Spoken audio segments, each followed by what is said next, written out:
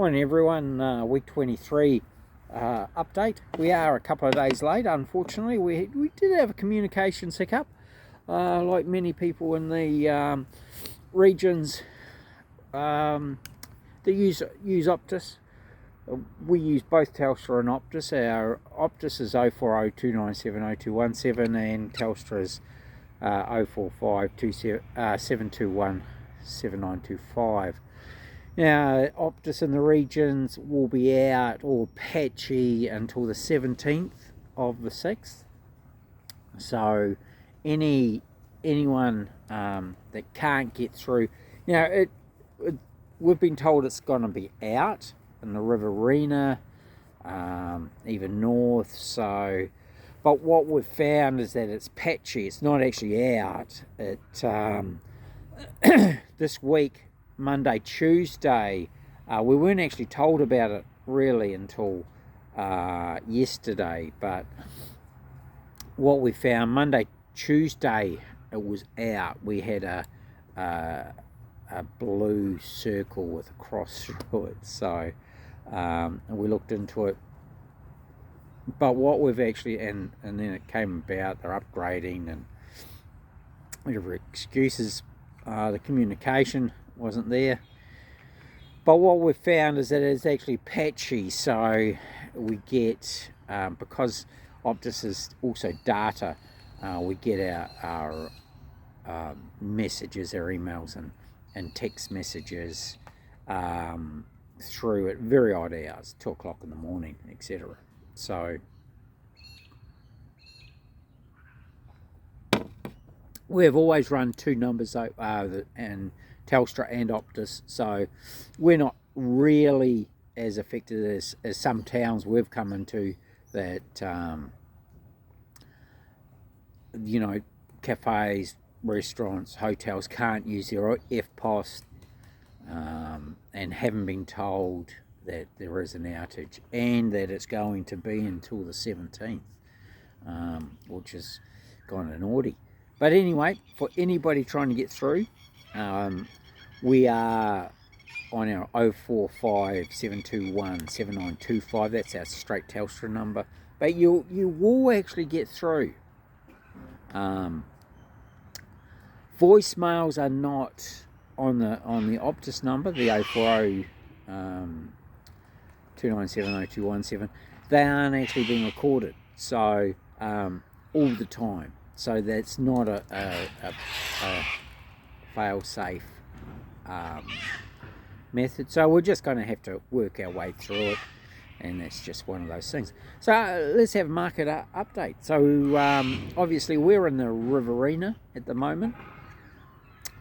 We're moving. We've got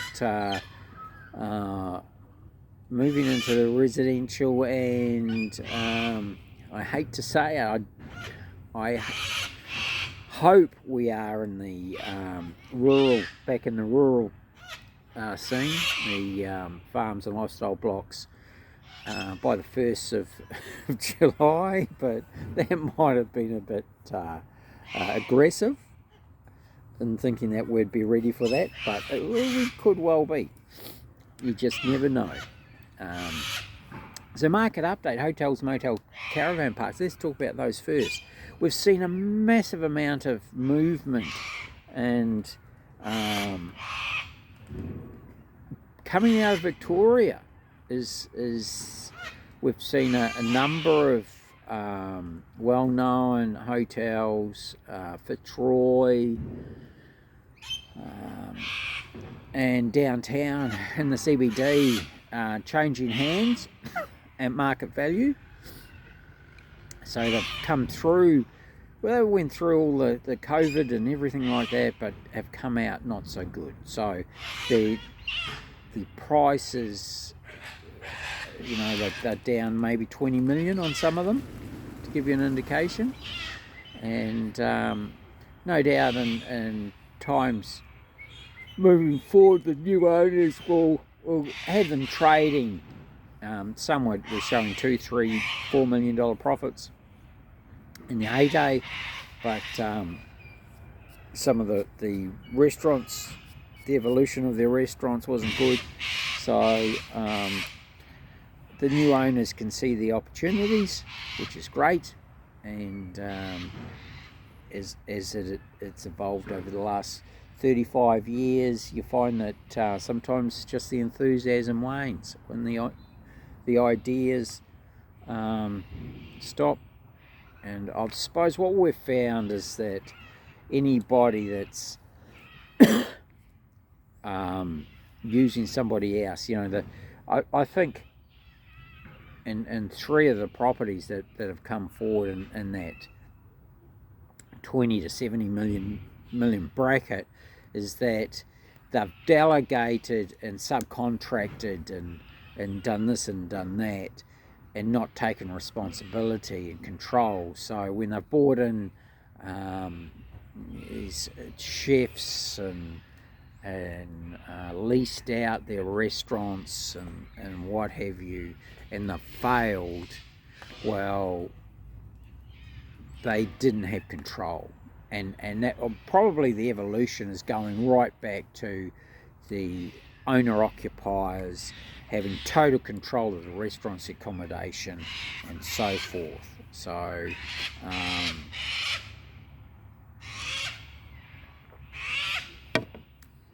I believe it's a good thing.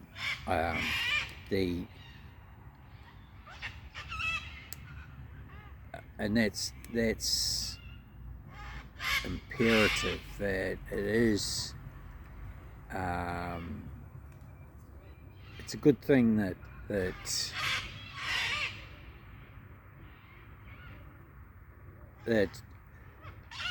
come back to the person that owns the bricks and mortar, taking control of the business, and it had to happen. I think the delegating it to the chef, spending so much money on one person, and for them not to know the local markets, not to know the clientele, and expect the clientele to change to them, really wasn't the answer. In the short term, possibly to be popular, but and short terms, some of these chefs turned over in 6 and 12 months. So and you lost all of your clientele in that period, and that's been a theme for probably 5 years, and the failure of these fancy restaurants that didn't take into consideration the clientele. But it's pretty exciting. It's exciting to see these sales coming through, and that the market, the vendors are actually meeting the market. The buyers can't pay over market value because it's a gamble. They have to rebuild, and in some of these cases there's accommodation that has to be completely refurbished. The restaurants are at the end of their economic cycle, which the restaurants at the end of their economic cycle is just a state. It's time for smacko time. Morning tea for Richard. So yeah, it's a sign that if you're going to own a hotel, you've got to take responsibility of the whole operation. And I would like to add into that packaged liquor. And I'm not to say that I'm sick of hearing about dwindling sales and so on. Packaged liquor is a massive amount of opportunity, and why the hotels are just bending over to the retailers, I don't know. There's the packaged liquor side. For instance, if I'll give you some facts and figures, and I probably can't name the chain, but they were closing their stores if they were under that 30,000 turnover a week. Now, taking one of their stores from 80,000 to 260,000 a week in packaged liquor sales alone, I participated in. So packaged liquor is easy. It's clean. Very little problems with customers. So it tends to be very constant. And there's no reason any hotel isn't selling $30,000 a week in packaged liquor sales.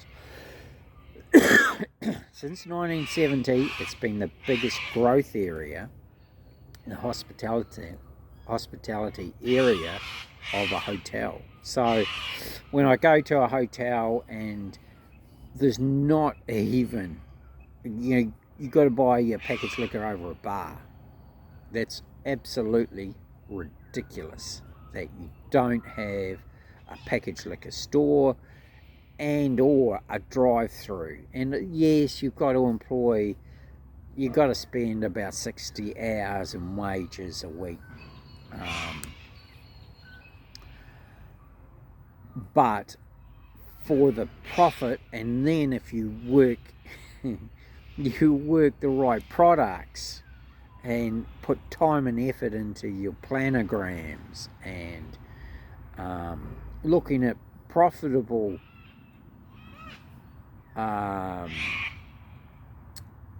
products that you only have to educate your clientele to. So why sell a bottle of wine at $10 and only get $1 profit when you can sell a $10 bottle equal or better quality and get a $5 profit? And that's putting in the effort and then working your planograms. So there we have it. And any calls, 045 721 7925.